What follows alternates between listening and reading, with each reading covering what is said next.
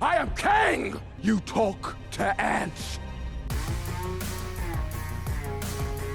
Hey, welcome to ScreenCrush. I'm Ryan Airy, and I've got a problem with Kang the Conqueror, and I think you might have the same problem too. So picture this. You have a new big bad in the MCU that has the potential to eclipse the Mad Titan Thanos. This villain is so powerful that he is essentially unkillable because there are infinite versions of him throughout the multiverse. Tell me more. This villain has an interesting motivation, and he already won and conquered the entire multiverse and ruled it as a god. Wow, who is this amazing? Are you listening to me? No, I was not. What were you saying? Who is this amazing sounding guy? This is Kang the Conqueror, a villain who had the making of the MCU's best villain, and yet, somehow, the Darth Vader of the Multiverse saga was demoted to a Snoke. Don't tell me I'm a disappointment. And this is made far more egregious after the introduction of the High Evolutionary in Guardians of the Galaxy Volume 3, a villain who is easily one of the MCU's best. So why isn't Kang as good as him? Well, let me see if I can explain what went wrong with Kang, and attempt to fix this broken multiversal boy. And I think there is a way for Kang to become one of the best MCU villains. Now, next, I thought, what are you doing on your phone? I am playing this incredibly addictive game called Myths of Moonrise. And believe me, I'm not just saying this. I love this game. So when Myths of Moonrise asked us to sponsor us, they asked me to play the game for like an hour. I sat down to play, and then 3 hours went by. This game combines so many aspects of different games that I love. First of all, the story. A meteor hits the planet, and a werewolf, a vampire, and a wizard have to join forces against these monsters and demons. But there's also like war parties you can send out with machine guns and pickup trucks. So it's this hybrid of genres with this gorgeous artwork and an engaging story. But as for the actual game, see, I love simulation and building games. I've even created an alliance in the game called ScreenCrush where you can sign up and play along with me. See, in Myths of Moonrise, you're rebuilding a city, building new buildings, and reclaiming areas from monsters. But mostly, I like the fighting mechanics of the game. You recruit and upgrade heroes of all these different classes, and then you fight them with this matching puzzle format. Different colors hurt different monsters in different ways. My favorite hero is a werewolf named Steve. I use him for raids. This is the kind of game that can be really simple or really complex depending on your style of play. Now right now, I'm getting my city squared away and I'm focusing on raiding nearby farms and towns. And now is actually a great time to start playing Myths of Moonrise. The game is having a 1-year anniversary event with a first-year anniversary carnival, new gameplay, new heroes, and new Dusk Palace skins. Trust me, that's all really cool stuff. And when you sign up, use the gift code ANNIVERSARY, which is worth $19.99. So click our link in the description to play Myths of Moonrise and join our ScreenCrush Alliance. So download, get playing, and I'll see you in game. Now, back to Kang. So one thing before we start, the Jonathan Majors real-life situation has nothing to do with the Kang problems. That stuff is very serious and still ongoing. So let's focus only on the character the actor is portraying. Alright, so there are 4 major problems with Kang. So let's go over each of them and then how Marvel can learn to fix these mistakes and fix Kang. Well, can you fix him? When the MCU initially introduced us to Kang, he was presented as the most powerful being we have ever seen in this franchise. He's a multiversal ruler who literally lives in a castle that observes all of time itself. He knows it all, and he has seen it all, and he manipulates time basically like a god. He even has the tech that turns Infinity Stones into paperweights. This is a very good introduction. This Kang is He Who Remains, one of many variants of Kang. Variants? These are other versions of people from the other universes. This persona explains that eons ago he won a multiversal war against all the other Kangs. He saved reality from his variants by erasing them and their timelines from existence. So this one Kang has already killed all the other Kangs. After winning the war, he created a new, separate universe called the Sacred Timeline. He ruled every moment in time. He enforced the timeline to ensure that his variants will never return to threaten the multiverse. Yeah, I miss the days when a purple guy just wanted a bunch of really colorful magic rocks. During this Kang's long exposition dump, he keeps telling Loki and Sylvie about the dangers of his variants, how they are far worse than him, and how they're the true threat to the multiverse. If you think I'm evil, just wait till you meet my variants. And eventually, we meet one of those other personas in Ant-Man and the Wasp, Quantumania. This variant is Kang the Conqueror. That was confirmed by Marvel. In his initial introduction, Kang appears as a truly menacing and fascinating villain. In those conversations with Janet, we can see that this is a multi-layered character, someone who's motivated by a misguided god complex to save reality from himself. The scene when Kang meets Scott and Cassie and basically force pushes everyone gave me real Darth Vader vibes. I really love this Kang in those 2 scenes. I will kill your daughter in front of you, then make you relive that moment over and over again in time, endlessly, until you beg me to kill you. But then, it all starts falling apart. And this brings us to the first major problem with Kang. He ain't a winner. Despite all the first impressions, Kang is ultimately defeated by a bunch of ants. Yeah, but they were super ants. Right, really smart and advanced ants, but still the freaking ants though. And then he's seemingly killed, being defeated by Ant-Man and the Wasp. This Kang might be dead, but as both credit scenes for the movie show, there are countless other versions of Kangs. And I'm going to talk about why that's not helping a little bit later. The problem here is that by this point, Kang was defeated and killed multiple times, because the first Kang we met in Loki was also defeated and killed. He Who Remains was stabbed and killed by Sylvie, a female version of Loki who is a variant of the Loki who died in Endgame. Now technically, he allows Sylvie to kill him because it's part of some multiversal grand plan, but dying is still dying. If he dies,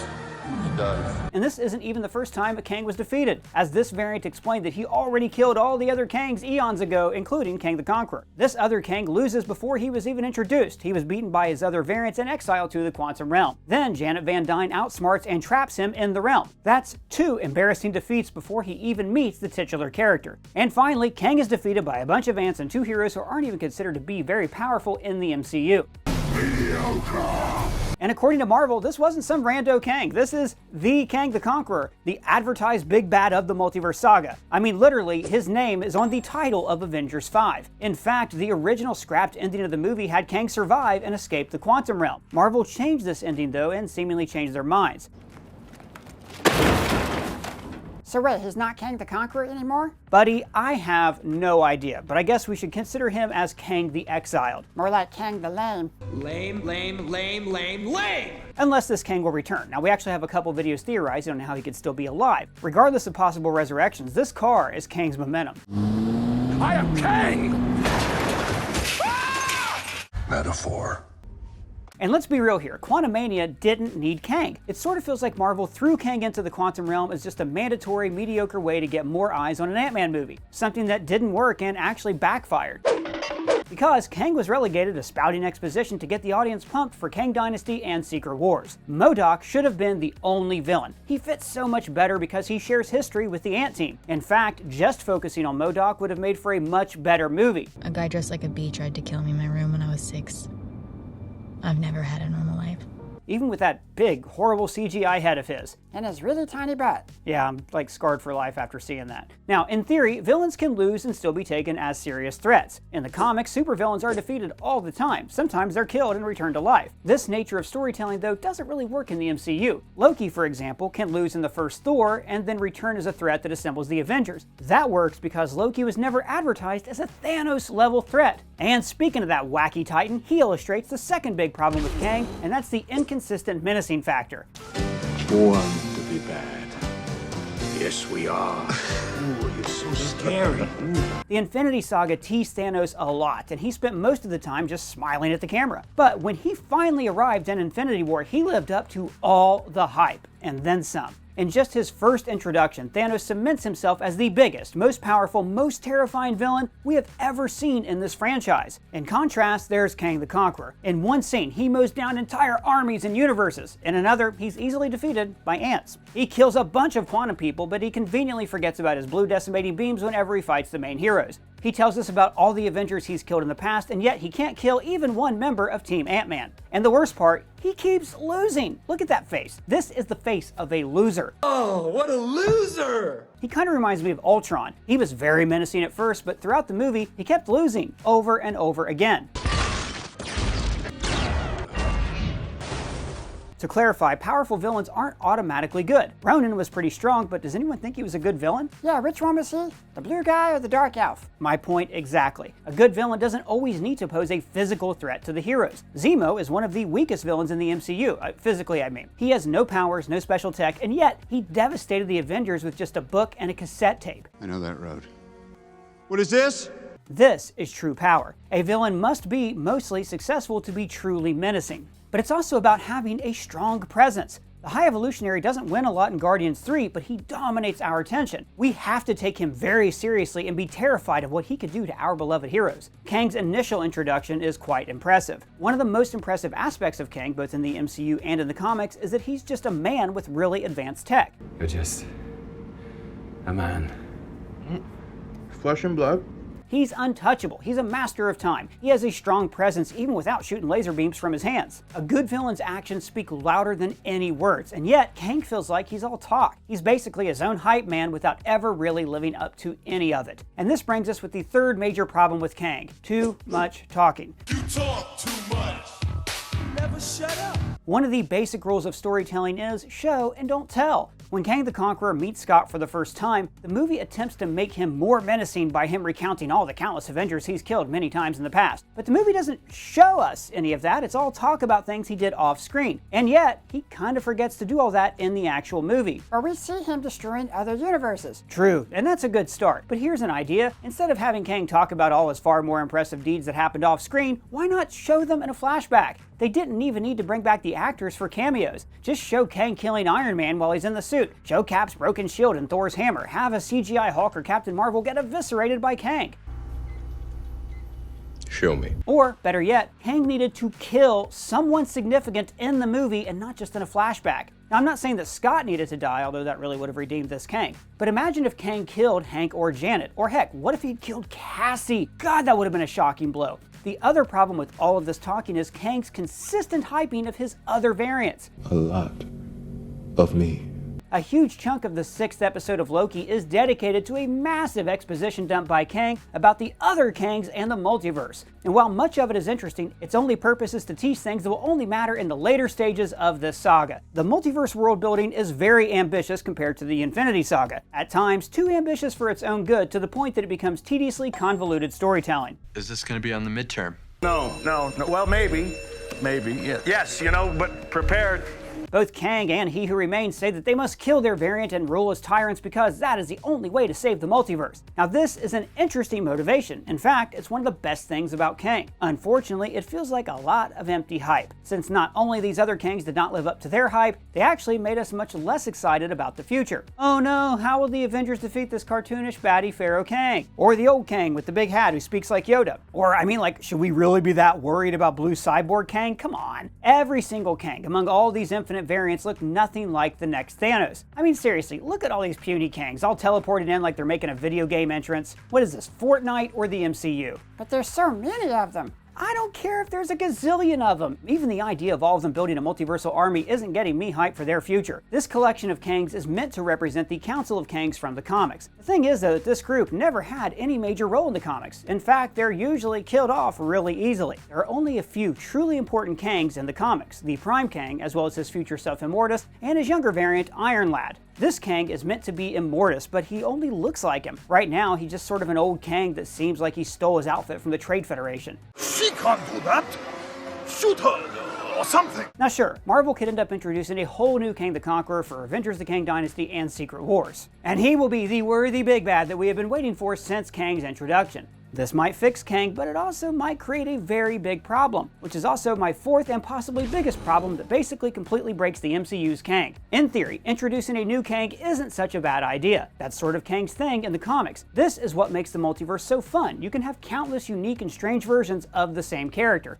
Let's get nuts. But you see, the most important element of a character is, well, the character. All of these Kangs have different looks, different motivations, and personalities. It's impossible to invest in a character that keeps changing with every new entry. The most fundamental aspect of a character is making the audience care. We need to be invested in characters to be interested in their stories. Thanos, Loki, Zemo, Killmonger, High Evolutionary. All of them aren't incredible villains because of their motivations, their powers, their tech, and their menace level and all that other stuff. The root cause that makes them so good is our investment in their stories. Most villains are generally used for exposition and progressing the plot. Every scene they're in giving us the information about why the heroes need to stop them. But when Thanos is on screen, it's not about the plot, it's about him. Him has a breathing, full-fledged, fascinating character. We want to see what he feels, what he thinks. We want to see him interacting with other characters and see how that chemistry creates cinema magic. Where is any of this with Kang right now? Why should we care about a character that's missing this core factor? And then you add in all the other problems on top of that. So sure, this new Kang might be the most badass and coolest and most terrifying Kang we have ever met, but is it enough?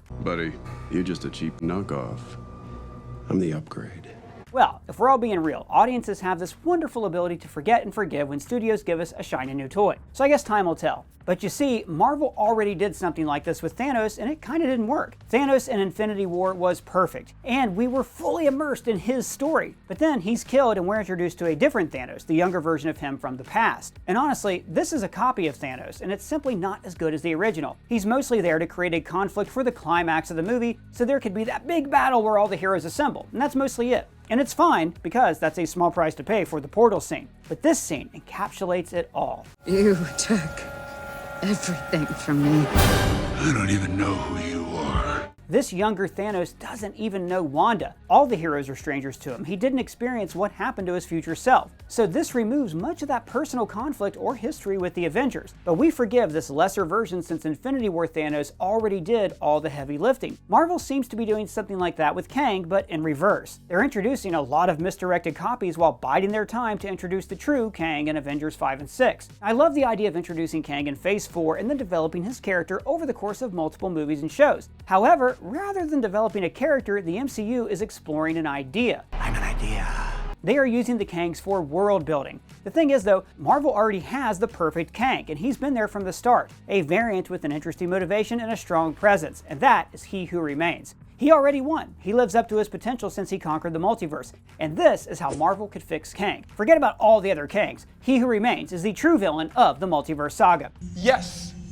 Yes! Yes! What's the worst that can happen? But he's dead. True, Sylvie stabbed him to death. However, according to He Who Remains, his death was part of the multiversal plan. It's what's supposed to happen because time is looping in on itself. You plunge your blade in my chest, and an infinite amount of me start another multiversal war, and I just end up right back here anyways. In fact, his death is the inciting event of the saga. And for all we know, the new Kang that appears in Quantumania's second credit scene is actually the young He Who Remains. We saw how his story ends, and now we're going back to the start and watch his inception. Granted, for all we know, this is exactly what Marvel is planning. Loki Season 2 could reveal that He Who Remains is the final boss of the Multiverse saga. And over the course of Phases 5 and 6, Marvel can develop and transform him into the ultimate Kang.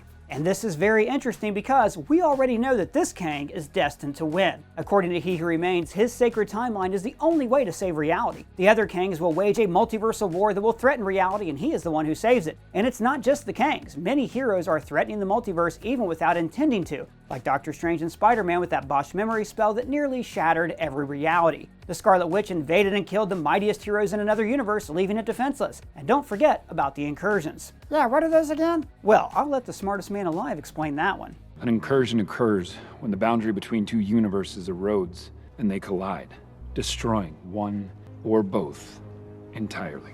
And this could be just the start. We could see universes going to war, heroes and villains clashing across different realities. Everyone is desperately trying to preserve their own worlds. In fact, Marvel could form a more personal conflict between Kang and the Avengers by revealing that this whole multiversal crisis started when they created time travel in Endgame. So now it's a race against time to stop this Kang and prevent the end of everything. But you see, on the one hand, the heroes don't want a multiversal dictator who will kill countless variants and erase infinite timelines. But this might also be the only way to preserve their universe because that's the one reality that Kang will save. And this is the mark of a truly great villain. It's more than being a menacing physical adversary. It's about challenging every facet of the heroes, force them to make hard choices, to question their beliefs, and in the end, to change for the better. And while time is running out, Kang is always there. He must conquer, must erase his variants, must create the sacred timeline because it's his predetermined destiny. He's convinced that without him, everything burns. It might be a little similar to Thanos, who was also so sure that his was the only path to save the universe. But unlike the Mad Titan, Kang actually saw how it all ends. I've lived 1,000,000 lifetimes. I've gone through every scenario. This is the only way.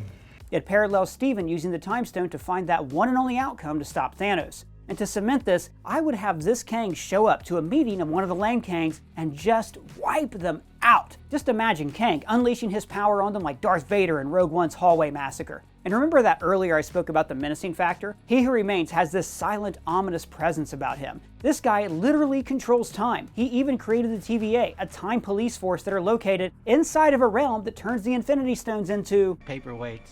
Because he's a master of time, he already lived out all these battles, has seen every outcome. So when the Avengers attack him, he's basically Neo, untouchable, unstoppable, inevitable, just like time itself. It creates this nihilistic view of everything. Why should anything matter if the outcome is already set in stone? It's not just fighting Kang, it's about fighting time itself. This raises the dilemma of free will versus predetermination, protection versus freedom, the needs of the many versus the needs of the few. Could the Avengers change their destiny and forge a new ending to the multiversal conflict? The future's not set.